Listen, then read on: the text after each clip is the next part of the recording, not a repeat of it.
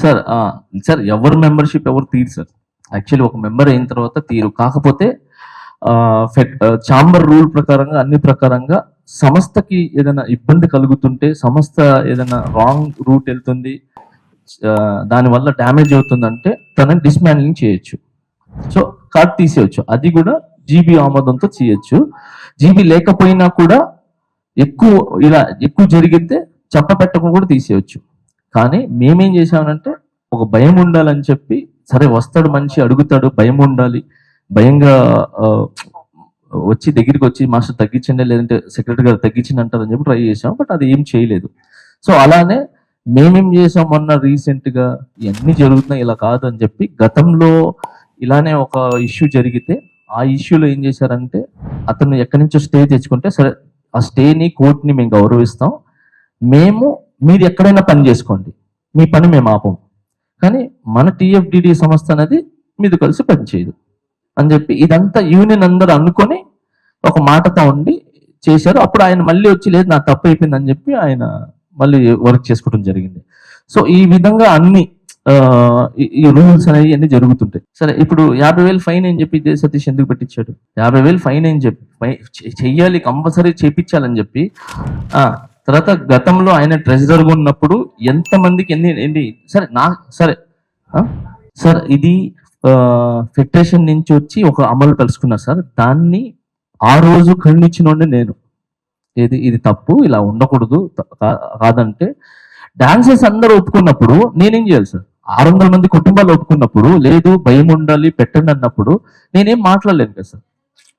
అదే జనరల్ బాడీలోనే నేను లేను సార్. సో ఆ కుటుంబంలో ఉన్నప్పుడు నేనేం చేయలేను సార్. దాన్ని అక్కడి నుంచి ఫోన్ చేసి చెప్తున్నా. ఏంటి మొన్న కూడా ఒకటి జరిగితే ఈస్ట్ మెంబర్స్ అందరూ వేస్తానంటే నేను అన్నాను లేదు క్షమించి వదిలేసేయండి మొదటిసారిగా అని చెప్పాను. సో నేను ఎప్పుడు ఏం చేస్తానంటే ఎవరు ఫస్ట్ నేను పని ఇస్తాను సార్ అందరికి, ఎవరు పని ఆపను.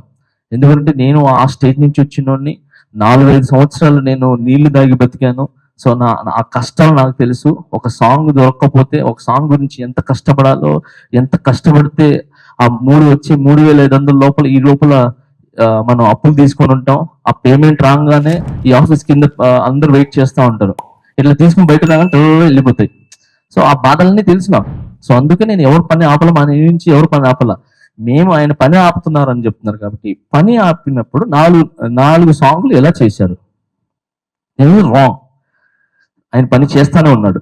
ఆయన సాంగ్కి వెళ్తాడు వస్తాడు కంప్లైంట్ పెడతారు, సాంగ్కి వెళ్తారు వస్తారు ఇంకేదో చేస్తారు. సో ఇవన్నీ పక్కన పెడతారు సార్. ఇంకొకటి, ఇదే సతీష్ గారు యూనియన్ లో ఇప్పుడు నేనున్నాను యాజ్ ఎ క్యాషియర్గా, అంటే సతీష్ నేను అనుకోండి, నేను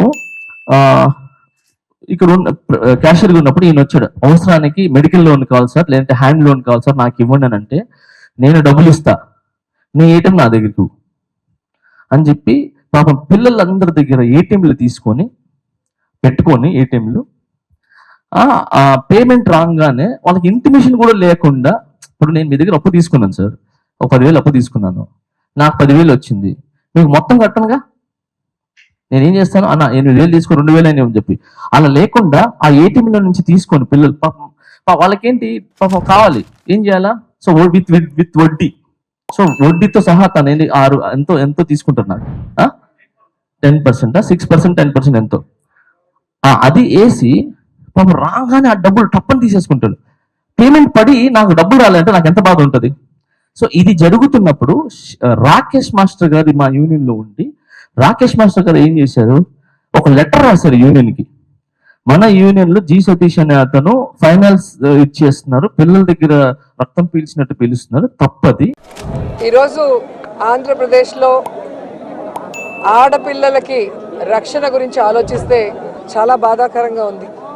ఎందుకంటే ఎక్కడ చూసినా రేపులు, మర్డర్లు అండ్ ఆడపిల్లల కాలేజీ బాత్రూమ్స్లో హిడెన్ కెమెరాలు పెట్టి ఏ విధంగా పైశాచిక ఆనందం పొందుతున్నారో మనం చూస్తున్నాం.